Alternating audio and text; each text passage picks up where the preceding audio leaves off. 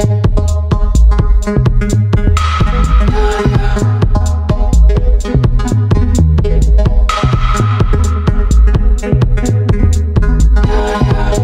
are going to listen to a conversation between two people, a customer and a representative of a company which rents cars. There are three alternative answers, A, B and C, for each question. Decide which alternative is the most suitable answer and circle the appropriate letter. First, you have some time to look at questions 1 to 6.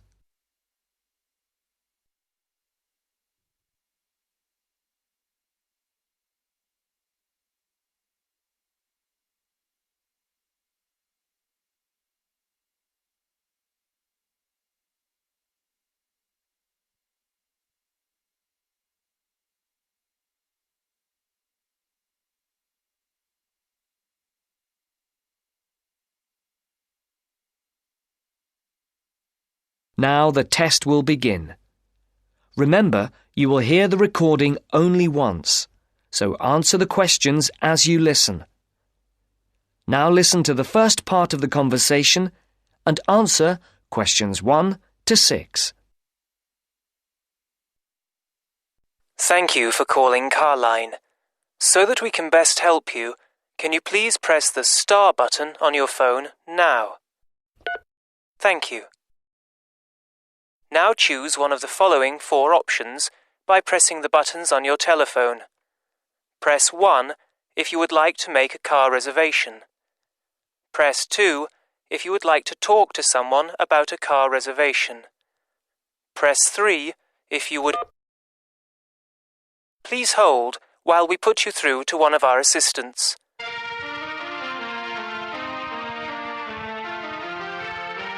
Good morning, Melanie speaking. How can I help you? My name is Mr. Maxine, and I booked a car several days ago to be picked up from Heathrow Airport in London, and I'd like to change the booking. I see. Have you got a reference? Yes, I have it here somewhere on a piece of paper. Here it is. It's A for Alpha, C for Charlie, F for Foxtrot, Y for... Yeah. Yes. The number 15, 15, A for Alpha, and G for Go. Let's see. Can I just check that? ACFY 15AG. Yes. Mr. John Maxine. Yes, that's it. Okay, so how can I help you? I booked a car for 3 days from this Friday at 6 p.m. to Monday at 6 p.m. Yes, a manual. I'd like to change it for a larger car and an automatic rather than a manual. And I'd also like to book it for 5 rather than 3 days. Okay, let's have a look. We have an estate which is automatic. Yes, that would be perfect. There is a difference in price, though. For the extra 2 days? Yes, but also for the size of the car. The estate is £15 more expensive per day than the saloon car you have already booked. Okay, and how much extra is it altogether then? That makes it an extra £165. It seems rather expensive. The last time I hired one, it wasn't so much. When was that? Several weeks ago. I see. Before the speakers continue their conversation, look at questions 7 to 10.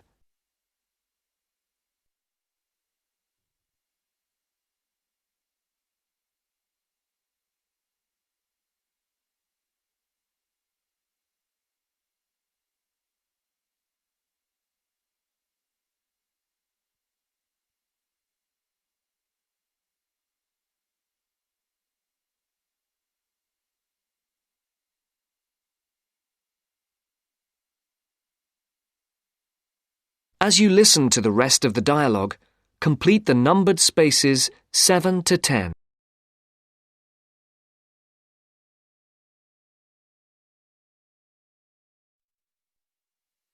Well, it's basically because the rates change daily according to the cars available. The Estate is the last automatic we have for hire for that period. We have a manual Estate, which is cheaper, if that would help. No, it has to be an automatic. OK. Shall I debit your card for the extra £165?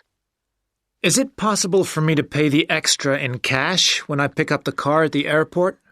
I'm afraid that isn't possible, as there are no facilities for handling cash at that time of the day. That seems odd. It's because the money can't be banked in the evening, and for security reasons, no cash is held on the premises. OK, you can debit my card. You'll have to give the number to me again. Isn't it logged on the screen? For security reasons, it doesn't come up on the screen when we look at the booking. Any changes, and it has to be entered again. I see. It's 3-4-4-5-9-9-1. 3-4-4-5-9-9-1. 4425 4425 7750. 7750. OK, that has now been authorised. Shall we send the receipt to your Park Vale address? Yes, number 40. Is there anything else I can help you with, Mr. Maxine? No, nothing else, thank you. Have a nice trip. Thank you. Goodbye. That is the end of part 1. You now have half a minute to check your answers.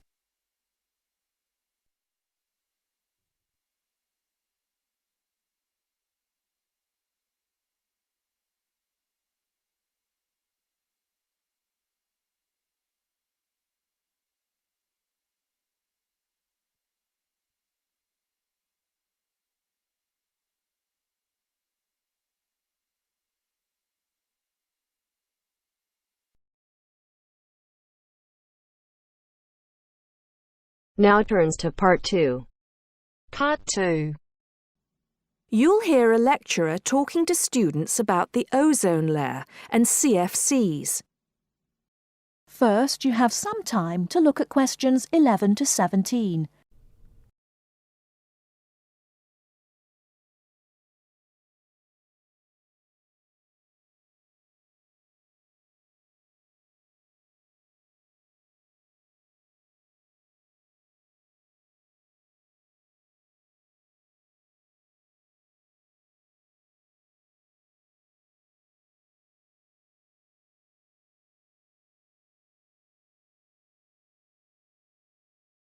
Now, listen carefully and answer questions 11 to 17. Today, it is well known that CFCs, or chlorofluorocarbons, can do immense damage to the ozone layer, which protects the Earth from harmful radiation from the sun. However, it was as recently as the mid-1970s when the connection between CFCs and ozone layer destruction was first established. The story starts back in 1957, when James Lovelock invented the electron capture detector. This is a machine that can detect very small amounts of a chemical compound in the atmosphere. Indeed, using the machine, it was Lovelock who was the first person to detect the widespread presence of CFCs in the Earth's atmosphere. In 1973, Lovelock, on a research trip which he'd funded himself, measured the amount of CFCs in the atmosphere in the Arctic and in Antarctica, but unfortunately came to the wrong conclusion that CFCs are not harmful to the environment. Following on from this work, though, in 1974, Sherry Rowland and Mario Molina published the very first scientific paper on the connection between CFCs and ozone depletion. This quickly prompted the world's first ban on the use of CFCs, which was enacted in 1975 by the US state of Oregon. Further bans followed. In 1978, the United States and several European countries banned the use of CFCs in spray cans. CFCs were still allowed to be used, though, for refrigeration and in solvents. It was in the mid-1980s that scientists in Antarctica observed a huge depletion in the ozone layer above them, often called the hole in the ozone layer. This led, in 1987, to the signing of the Montreal Protocol, which called for further reductions in the production and use of CFCs, and then, 2 years later, to a European Union agreement to ban the production of all CFCs by the end of the century. Before you hear the rest of the talk, you have some time to look at questions 18 to 20.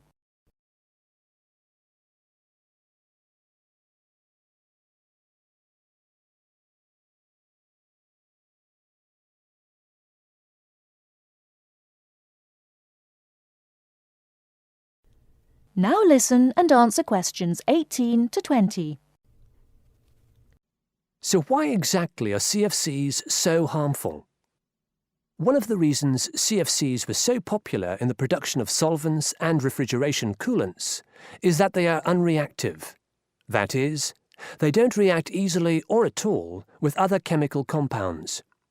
It's this property, however, that also makes them dangerous. Because they are unreactive, it's very difficult for them to be broken down. This gives them a long lifespan, more than 100 years in some cases, and allows them to rise into the upper levels of the atmosphere, the stratosphere, unchanged. There, ultraviolet radiation from the sun starts to break them down, freeing the chlorine atoms from the CFCs. It's this chlorine that helps destroy the ozone there.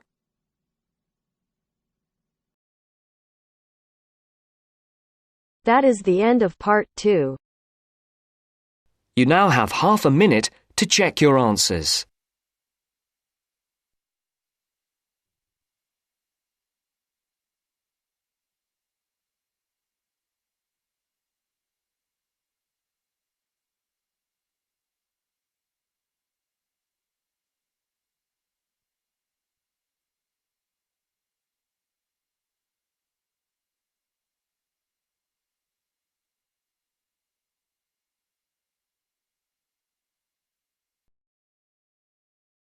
Now turns to part 3. Part 3. You are going to hear a conversation between an interviewer and a professor. First, you have some time to look at questions 21 to 26.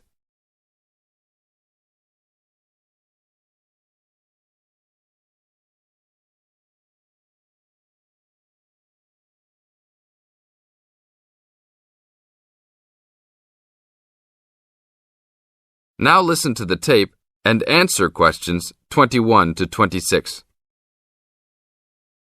Today I'm here with Professor Nittick, who is our new university president. He has been a professor for 20 years and teaches many of the best classes on campus.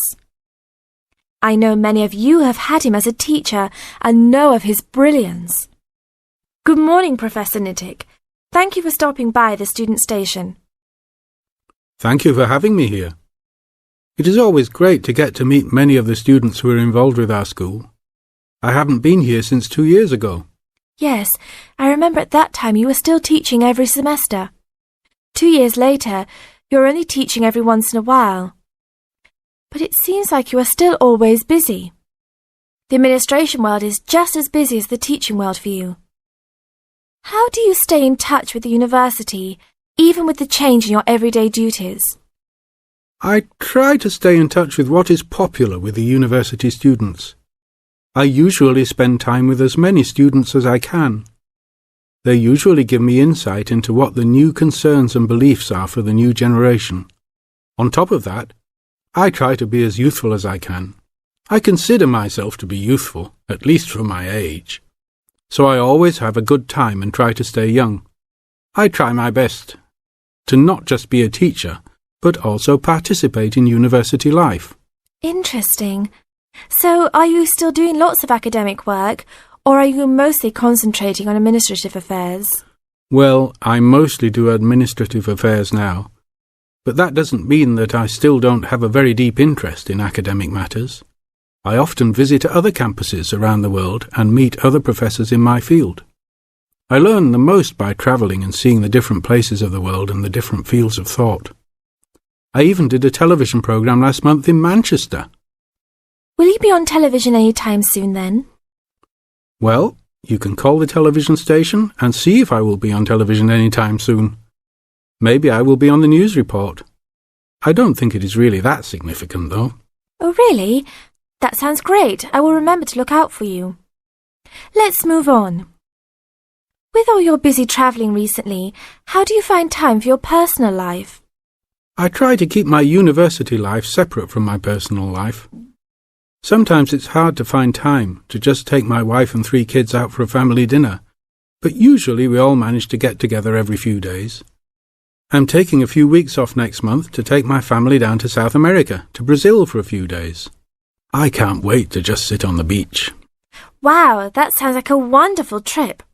Professor Nittick, could you tell the audience a little about what goes on in an average day of a university administrator? An average day? Oh, I don't think there is such thing as an average day for me. The last few weeks I've been travelling all the time.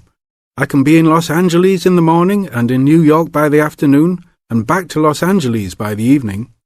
Sometimes I will spend the whole week at a new university, showing the new administrators the ins and outs of running a university. Sometimes I can spend the whole day in the office on the phone. So there really is no average day for me. I guess that is because I do so many different tasks. Sorry to let all the viewers down, but that is the plain truth.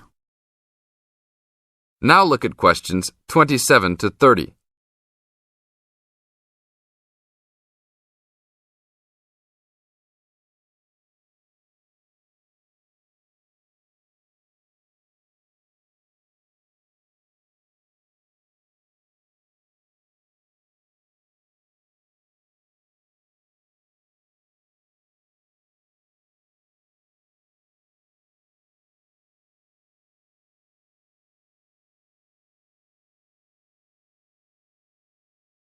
Now listen to the tape and answer questions 27 to 30.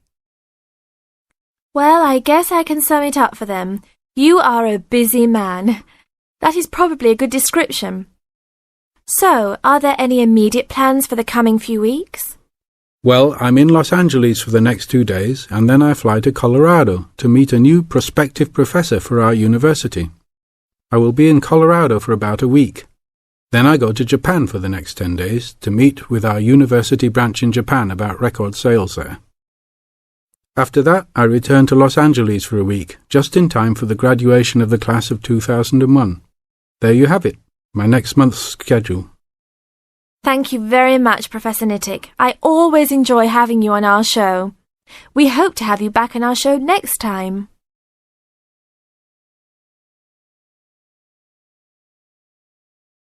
That is the end of part 3. You now have half a minute to check your answers.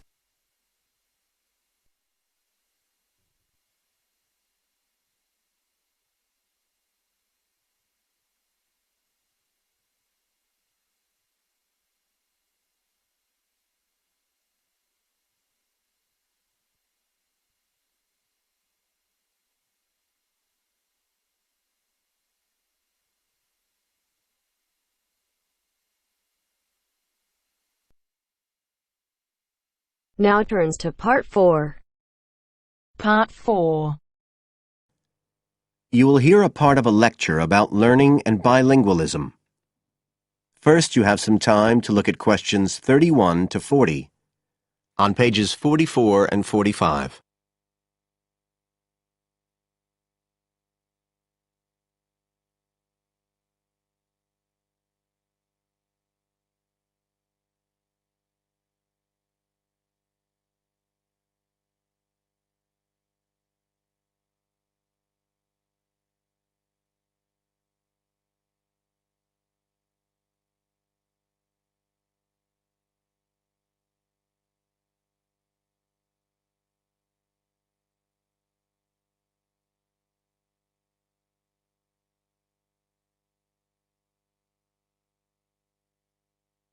Now listen carefully and answer questions 31 to 40. When we look at theories of education and learning, we see a constant shifting of views as established theories are questioned and refined or even replaced, and we can see this very clearly in the way that attitudes towards bilingualism have changed. Let's start with a definition of bilingualism, and for our purposes today, we can say it's the ability to communicate with the same degree of proficiency in at least two languages. Now, in practical terms, this might seem like a good thing, something we'd all like to be able to do. However, early research done with children in the USA in fact suggested that being bilingual interfered in some way with learning and with the development of their mental processes. And so in those days, bilingualism was regarded as something to be avoided, and parents were encouraged to bring their children up as monolingual, just speaking one language. But this research, which took place in the early part of the 20th century, is now regarded as unsound for various reasons, mainly because it didn't take into account other factors such as the children's social and economic backgrounds. Now, in our last lecture, we were looking at some of the research that's been done into the way children learn, into their cognitive development, and in fact we believe now that the relationship between bilingualism and cognitive development is actually a positive one. It turns out that cognitive skills such as problem solving, which don't seem at first glance to have anything to do with how many languages you speak, are better among bilingual children than monolingual ones. And quite recently, there's been some very interesting work done by Ellen Bialystok at York University in Canada. She's been doing various studies on the effects of bilingualism, and her findings provide some evidence that they might apply to adults as well. They're not just restricted to children.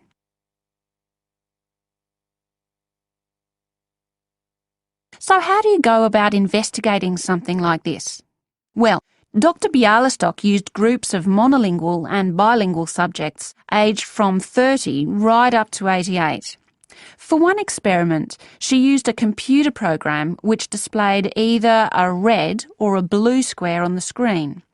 The coloured square could come up on either the left-hand or the right-hand side of the screen. If the square was blue, the subject had to press the left Shift key on the keyboard, and if the square was red, they had to press the right Shift key. So they didn't have to react at all to the actual position of the square on the screen, just to the colour they saw. And she measured the subjects' reaction times by recording how long it took them to press the Shift key and how often they got it right. What she was particularly interested in was whether it took the subject longer to react when a square lit up on one side of the screen, say the left, and the subject had to press the Shift key on the right-hand side. She'd expected that it would take more processing time than if a square lit up on the left and the candidates had to press a left key.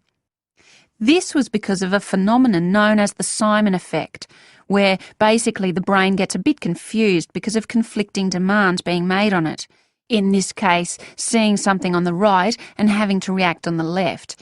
And this causes a person's reaction times to slow down. The results of the experiment showed that the bilingual subjects responded more quickly than the monolingual ones. That was true both when the squares were on the correct side of the screen, so to speak, and even more so when they were not. So bilingual people were better able to deal with the Simon effect than the monolingual ones. So what's the explanation for this?